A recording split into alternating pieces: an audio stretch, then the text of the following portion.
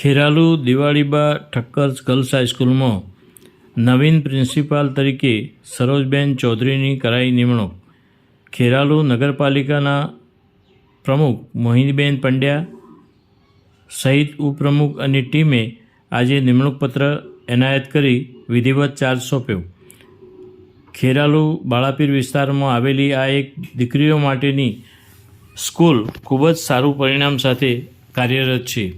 છેલ્લા ઘણા સમયથી પ્રિન્સિપાલ ઇન્ચાર્જના ચાર્જમાં શાળાનું કામકાજ ચાલી રહ્યું હતું.